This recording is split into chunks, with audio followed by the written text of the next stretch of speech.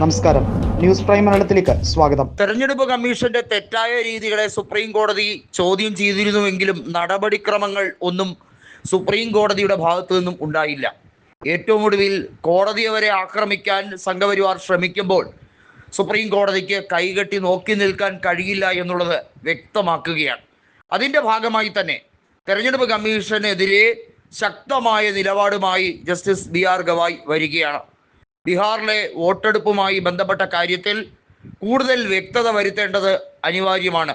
വോട്ടെടുപ്പ് 5 or 6 ഘട്ടങ്ങളിലേക്ക് ആയാലും കുഴപ്പമില്ല. കാരണം അത്രയേറെ സൂക്ഷ്മമായി പരിശോധനകൾ നടത്തേണ്ടത് അനിവാര്യമാണ്. കള്ളവോട്ട് തടയുന്നതിന് വേണ്ടിയും വലിയ തോതിലുള്ള ക്രമക്കേടുകൾ ഒഴിവാക്കപ്പെടുന്നതിന് വേണ്ടിയും മഹാരാഷ്ട്രയിലെ രീതി ആവർത്തിക്കാതിരിക്കാൻ വേണ്ടിയുമാണ് സുപ്രീം കോടതി ഈ നടപടിക്രമങ്ങൾ മുന്നോട്ട് വയ്ക്കുന്നത് എന്ന് പ്രതിപക്ഷം കൃത്യമായി പറയുകയാണ്. രാഷ്ട്രീയ മുതലെടുപ്പിനാണ് കോൺഗ്രസും അതുപോലെ തന്നെ ഇന്ത്യ മുന്നണിയും ശ്രമിക്കുന്നതെന്ന് സംഘപരിവാർ എത്രയൊക്കെ ഒച്ചയിട്ടലറിയാലും യാഥാർത്ഥ്യത്തെ മറച്ചു വയ്ക്കാൻ കഴിയില്ല. കാരണം തേജസ്വിയെ ആക്രമിക്കാനും തേജസ്വിയെ ഇല്ലായ്മ ചെയ്യാനും വലിയ രീതിയിലുള്ള ഗൂഢാലോചനകൾ ഉരുത്തിരിഞ്ഞു വരികയാണ്. ഐക്യജനതാദളിന് ഇനി അവിടെ തിരിച്ചുവരവ് ഒരിക്കലും ഉണ്ടാകില്ല എന്നുള്ളത് നിതീഷിന് തന്നെ അറിയാവുന്ന കാര്യമാണ്. നിതീഷ് BJPയുടെ കനിവിൽ മുഖ്യമന്ത്രിയായി തുടരുന്ന ആൾ മാത്രമാണ്. പക്ഷേ വളരെ തന്ത്രശാലിയായി നിൽക്കുന്നത് കൊണ്ടാണ് അവിടെ മുഖ്യമന്ത്രിയായി തുടരാൻ കഴിയുന്നത്. മനസ്സില്ലാ മനസ്സോടെയെങ്കിലും BJPക്ക് പല കാര്യങ്ങളിലും നിതീഷിൻ്റെ മുമ്പിൽ തോറ്റു കൊടുക്കേണ്ടി വരുന്നുണ്ട്. എന്നാൽ മഹാരാഷ്ട്രയിൽ നോക്കൂ, ഏകനാഥ് ഷിൻഡെയെ എത്ര നൈസായാണ് BJP തേച്ചൊട്ടിച്ചത്.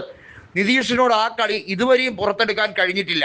2024 ലോക്സഭാ തെരഞ്ഞെടുപ്പിൽ നിതീഷ് മത്സരിച്ച സീറ്റുകളിൽ അവിടെ വലിയ തോതിലുള്ള പോരാട്ടം നടന്നിരുന്നു. എന്നാൽ BJP മത്സരിച്ച ലോക്സഭാ സീറ്റുകളിൽ അനായാസ വിജയമാണ് അവർക്ക് ഉണ്ടായതെന്നും അവിടെ അട്ടിമറി നടന്നുവെന്നും ഐക്യജനതാദൾ MPമാർ, ജയിച്ചു വന്ന MPമാർ തന്നെ പറയുകയാണ്. തങ്ങളുടെ കൂടെ ലോക്സഭയിൽ ഇരിക്കുന്ന BJPയുടെ ബീഹാറിൽ നിന്നുള്ള MPമാരിൽ പലരും ജയിക്കാൻ യോഗ്യതയില്ല അല്ലെങ്കിൽ ജയസാധ്യത കുറവായിരുന്നവരാണ് എന്നാണ് ഐക്യജനതാദൾ MPമാർ ഉറച്ച സ്വരത്തിൽ പറയുന്നത്. ലലൻ സിംഗ് ഉൾപ്പെടെ കേന്ദ്രമന്ത്രിമാർ പലരും, സഖ്യകക്ഷിയിലെ കേന്ദ്രമന്ത്രിമാർ പലരും പറയുന്നത് NDAയുമായുള്ള ഭിന്നത രൂക്ഷമായി കഴിഞ്ഞിരിക്കുന്നു, ആഭ്യന്തര പ്രശ്നം ഉരുത്തിരിഞ്ഞു വന്നിരിക്കുന്നു എന്നത് തന്നെയാണ്. ബീഹാറിൽ കഴിഞ്ഞ 2 തവണ ബജറ്റ് അവതരിപ്പിക്കുമ്പോൾ കൂടുതൽ ആനുകൂല്യങ്ങൾ വാരിക്കോരിക്കൊടുത്ത് നിർമ്മലാ സീതാരാമൻ അവിടെ ഭരണകക്ഷിയെ സംതൃപ്തിപ്പെടുത്താൻ ശ്രമിച്ചു എങ്കിൽ പോലും അവിടെ വലിയ രീതിയിലുള്ള പ്രശ്നങ്ങൾ ഉടലെടുത്തു.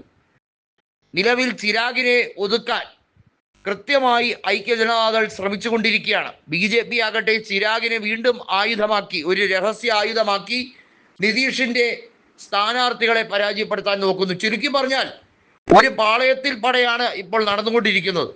RJD കോൺഗ്രസ് ബന്ധം കൂടുതൽ ശ്ലാഘനീയമാകുന്ന രീതിയിൽ, കൂടുതൽ മഹത്തരമാകുന്ന രീതിയിലേക്ക് കൊണ്ടുപോകുമ്പോൾ ബീഹാറിൽ അടിമുടി ട്വിസ്റ്റ് തന്നെയാണ്.